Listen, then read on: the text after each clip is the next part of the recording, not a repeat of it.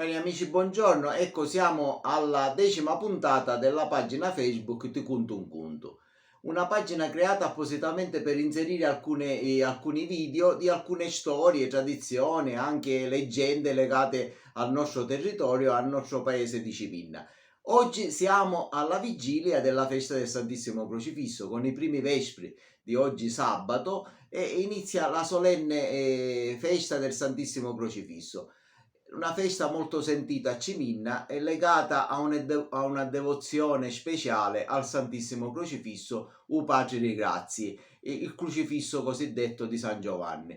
Ecco, una storia particolare, perché il crocifisso di San Giovanni è, diciamo, il crocifisso che nel tempo, e specialmente nei primi anni del 1600, si è manifestato e si è fatto vedere anche dai fedeli con gli occhi aperti, una statua di legno che ha gli occhi chiusi, però si è manifestata con un volto luminoso e nello stesso tempo con gli occhi aperti. Addirittura un sacerdote nella chiesa madre nel 1709 si manifestò nuovamente con gli occhi aperti e gli sussurrò determinate cose per accelerare praticamente la fabbrica della chiesa. Ecco, per questo il crocifisso di Ciminna si differenzia dagli altri crocifissi. In tante parrocchie, in tanti paesi, in tante contrade, il Santissimo Crocifisso è il protettore, viene portato con tanta devozione. Però il nostro crocifisso si differenzia dagli altri crocifissi proprio per questa particolarità, perché nel tempo si è manifestato ai fedeli e ha concesso tantissime grazie che poi vi dirò in questo video. Praticamente cosa succede? Nel 1623 il crocifisso di San Giovanni era praticamente la croce, era il crocifisso confraternale inserito nella croce della confraternita di San Giovanni Battista. Ecco, quando la confraternita usciva in processione o accompagnava i defunti, avanti alla confraternita veniva portato questo crocifisso. Ancora oggi si usano nelle confraternite portare queste croci confraternali, anche se non hanno i crocifissi, ma nella croce viene inserito il nome della confraternita, come confraternita dell'Addolorata, del Santissimo Crocifisso, del Santissimo Viatico, del Santissimo Sacramento. Non ci sono più i crocifissi, ma anticamente ogni croce confraternale aveva il proprio crocifisso. Uno di quelli anche di grande importanza e valore storico vi è anche il crocifisso cosiddetto Racilia, che si presume che sia il crocifisso confraternale della confraternita di San Vito, che viene oggi custodito in chiesa madre, un bellissimo crocifisso cinquecentesco, su per giù dello stesso stile del Padre di Grazia, e con una croce bellissima. Praticamente vi parlo di questa storia legata al Santissimo Crocifisso, Patri Grazia di San Giovanni. Che cosa succede? Nel 1623 viene ucciso un certo Bartolo Caiazza e si trova nella zona, diciamo, di San Giovanni, e la confraternita di San Giovanni viene praticamente invitata a partecipare a questo funerale e presenzia al funerale. Il crocifero della confraternita aveva appoggiato questa croce confraternale con il Santissimo Crocifisso, l'aveva appoggiato in un muro vicino alla casa di Bartolo Caiazza. Praticamente al momento in cui doveva partire il corteo funebre e doveva sfilare la confraternita di San Giovanni, il crocifisso stranamente si appesantì e il crocifero non poté più spostarlo dal muro. Era un crocifisso appesantito e non si poteva neanche togliere dal muro. Una cosa strana, diede un pochettino di non tranquillità ai confrati, però il funerale si doveva avviare, il funerale si avviò, il crocifero rimase là a guardare il crocifisso. Quando il funerale finì nella chiesa e successivamente alla messa ci fu la tumulazione del cadavere all'interno della chiesa, perché come vi dicevo nei precedenti video, prima i morti venivano seppelliti dentro le chiese, perciò il Bartolo Caiazza viene seppellito dentro la chiesa. Finito il funerale, finito l'operazione di seppellimento, la croce nuovamente si alleggerì e si poté staccare dal muro. Ecco, questa fu la prima manifestazione di questo crocifisso. E allora da questo momento in poi i confrati, in maniera particolare il confrate Zaccaria Santino, incominciò ad avere una particolare devozione a questo crocifisso. Allora lo collocarono all'interno di una cappella nella chiesetta di San Giovanni. Era un piccolo oratorio della confraternita, non era la chiesa di San Giovanni quella che vediamo noi. Era un piccolo oratorio dedicato a San Giovanni Battista, c'era questa confraternita e in uno degli altari laterali vi era questo altare dedicato a San Giovanni Evangelista e lo collocarono là. Perciò Zaccaria ogni tanto faceva celebrare qualche messa, accendeva la lampada a Santissimo Crocifisso, però giustamente tanta devozione che si protrae negli anni. Nel 1651, dopo un periodo un po' di tranquillità, diciamo che non c'erano state altre manifestazioni, nel 1651 Zaccaria ha voluto praticamente, gli venne in mente, dice, ma perché non facciamo celebrare una bella messa cantata il giorno dell'esaltazione della Santa Croce? Anticamente l'esaltazione della Santa Croce era festeggiata il 3 maggio. Con la riforma liturgica l'esaltazione della Santa Croce passò al 14 di settembre. Perciò anticamente il 3 maggio, diciamo, era una festa che veniva celebrata in tante rettorie e in quel giorno praticamente Zaccaria Santino non trovò un sacerdote disponibile per la celebrazione della messa. Allora tu si pensò di spostare questa celebrazione solenne di questa Santa Messa successivamente, praticamente il venerdì successivo, il giorno 5 maggio. E così fu. Si organizzò, mi comprò un po' di olio per la lampada, qualche candela, riuscì a reperire qualche piccola offerta per poter celebrare la messa e si celebrò questa messa. E in questa messa iniziarono i miracoli del Padre di Grazia, perché da questa messa in poi i fedeli, tra cui una mamma che aveva un bambino in braccio con una rottura, la rottura veniva chiamata anticamente, erano le ernie inguinali, questo bambino era fasciato con questa ernia. La mamma dice, oh Gesù, Santissimo Crocifisso, fammi la grazia oggi in questa festa tua di poter guarire questo bambino. E immediatamente le fasce del bambino che tenevano legate questa ernia si aprirono e il bambino cominciò a piangere dalla tranquillità e dalla gioia perché era stato guarito. E da lì incominciarono a succedere altri miracoli.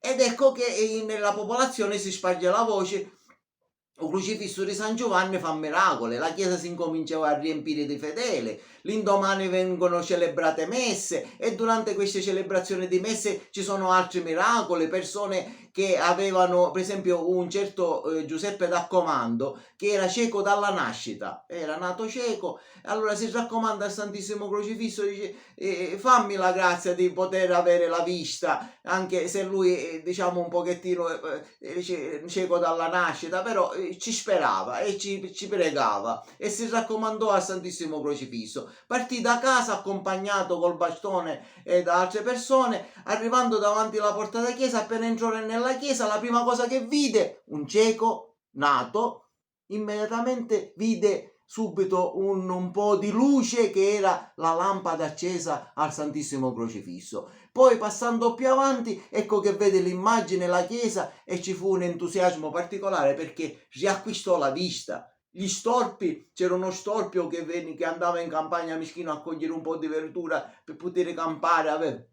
aveva una gamba malconcia, allora da tantissimi anni non si poteva muovere, si raccomanda al crocifisso e immediatamente viene guarito, altri bambini vengono guariti. Ecco, incominciò ad esserci una manifestazione di miracoli all'interno del crocifisso, tutti quelli che si raccomandavano al Padre di Grazia con fede, con devozione ricevevano la grazia. Ecco, e così allora nel popolo incominciò a esserci tutto il suo movimento, anche nei paesi vicini si sparse la voce che a Ciminna il crocifisso faceva tanti miracoli. Allora si pensò di fare una processione al Santissimo Crocifisso. Capite bene, non era la vara del crocifisso non era quella che abbiamo adesso, Era un piccolo fercolo, addobbarono questo piccolo fercolo, misero il crocifisso e organizzarono tutto con il permesso delle autorità ecclesiastiche. Tutto venne organizzato per la domenica 14 di maggio. Grande festa, si prepararono tutto, c'era un itinerario previsto, la processione doveva salire per via San Giacomo, salire poi per la via che sale verso la matrice, diciamo via San Gerardo, oggi via Barone, salire in matrice e poi scendere praticamente nuovamente per San Giovanni. Ma ho fatto un fucchisso. Il crocifisso praticamente quando uscì da San Giovanni con una miriade di persone che piangeva, che pregava, inginocchiata, che chiedeva misericordia, ecco l'invocazione spesso che i ciminniti davano al crocifisso per invocare misericordia al Padre di Grazia. Il crocifisso invece di salire per via San Giacomo, stranamente questi pochi portatori del fercolo, perché era una varicella con 4-5 persone, massimo 6-7 persone, che portavano questa piccola statua, questa piccola immagine del Santissimo Crocifisso, invece di salire scende verso sotto, si infila per sotto San Giovanni verso la via Folletto e successivamente imbocca nuovamente per la via dove nel 1623, diciamo circa 27-28 anni prima del 1651, era successo quel fatto particolare dell'appesantimento della croce vicino alla casa di Bartolo Caiazza. Allora l'antichi subito dissero gli anziani: dopo fu che Padre Razzi fece il primo miracolo. Ecco, il crocifisso ritornò nuovamente su quella zona, su quella diciamo area in cui era successa la prima manifestazione, il primo miracolo. Siamo su per giù per oggi su per giù alla cappella della Santa Croce, dove il crocifisso ogni anno si ferma per la preghiera, a Cappella di Santa Croce prima di arrivare a San Giovanni. Su per giù la casa di Bartolo Caiazza è il posto dove appesantì la croce, è lì, non è proprio il posto dove c'è la cappella di Santa Croce, perché su per giù si dice che era, diciamo, quasi al centro della strada. Poi successivamente con il cambio della toponomastica cittadina, diciamo, la cappella viene sistemata di fronte e là viene sistemata la strada, perciò siamo in quella zona su per giù. Però il crocifisso praticamente cambia strada e poi successivamente passa per la via Federico Passaro e poi sale per Piazza Raccomandata. Da Piazza Raccomandata va a finire alla cantonera di San Cristoforo, diciamo oggi, diciamo, dove c'è il monumento dei caduti, all'angolo della via San Sebastiano, e da lì incomincia il percorso a salire. Salendo per questa via praticamente il crocifisso sale diciamo verso la chiesa del Carmine, e nei pressi della chiesa, subito dopo la chiesa del Carmine, vi era una signora che quasi quasi aveva fatto una sfida con il crocifisso. Dice, i signori riprizzi, un crocifisso riprizzi, dice che quando c'è una persona che gli promette qualche cosa, lui si presenta davanti alla sua casa, però l'aveva pensato nella sua mente, non è che l'aveva detto ad altre persone. Ho fatto un fucchisso, che il crocifisso, quando arrivò subito dopo la chiesa del Carmine, si infilò per una via laterale e gli a finire davanti alla porta di sta signora. Sta signora appena si vide presentare il crocifisso morì, dice, mamma mia, era la moglie di Rocco Castelluzzo praticamente. Sta signora morì, dice, dice, ho fatto una promessa in me stessa, nessuno lo sapeva, il crocifisso gli a finire davanti alla porta, si leva l'anello, gli aveva promesso un anello al crocifisso, si leva, ecco la mia promessa. E da lì nasce praticamente uno stupore delle persone, dice, come il crocifisso gli a finire davanti alla porta proprio perché la signora gli aveva promesso, quasi quasi gli aveva fatto, diciamo, questa sfida in un certo senso. E il crocifisso nel ritornare nella via San Sebastiano, invece di salire, dà forza, diciamo, a questi portatori quasi per ritornare indietro. Allora l'arciprete del tempo giustamente chiese ai chierici che erano là presenti, perché nella processione vi erano i padri domenicani, vi erano i cappuccini, vi erano i carmelitani, i minimi di San Francesco di Paolo, il clero di Ciminna, tutto presente a questa processione, a questo perché la voce si era sparsa, questo Padre Razzi da dove passava faceva miracoli, bambini per la strada, salendo per la via del Carmine c'era un'altra madre, dice: Gesù crocifisso, stai passando davanti alla porta, fammi la grazia di fare guarire questo bambino. Un altro bambino che aveva un'altra rottura, e immediatamente le bende del bambino che legavano questa rottura si aprono e il crocifisso gli fa la grazia e il bambino viene guarito. Dico, una miriade di miracoli durante la processione. Ed ecco che io mi ricollego sempre a quel discorso quando dico spesso a tante persone: il crocifisso di San Giovanni, quando nasce il Padre Razzi di San Giovanni, nasce per benedire il popolo di Ciminna, per benedire tutto il mondo, perché dove passa il crocifisso passa una benedizione speciale del Signore, e che per chi con fede, con devozione si raccomanda al Padre di grazia, sicuramente trova sempre le porte aperte. Ecco, per questo dobbiamo essere fedeli, attaccati a questa grande devozione e pregare il Santissimo Crocifisso.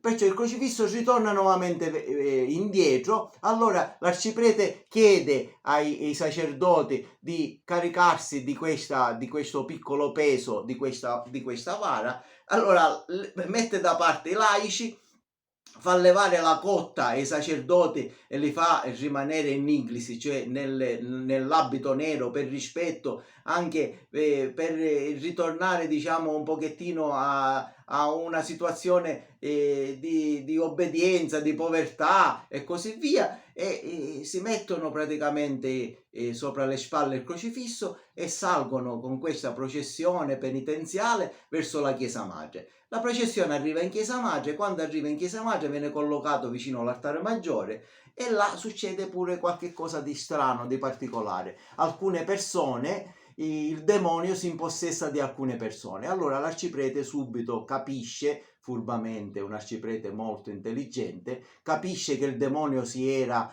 intrufolato nelle anime di molte persone lì presenti dentro la chiesa, e allora inizia la preghiera di esorcismo e scaccia i demoni che c'erano all'interno di queste persone. Poi i fedeli incominciano a pensare: ah, ma lì ci portiamo un crocifisso, ritorniamo, dobbiamo scendere verso San Giovanni, e la processione riparte subito dopo la preghiera, riparte verso la chiesa di San Giovanni, scende per dietro San Francesco, piazza, e rientra nella chiesa di San Giovanni. Una marea di persone, tantissima devozione, tantissima preghiera. Ecco, questa è stata la prima processione.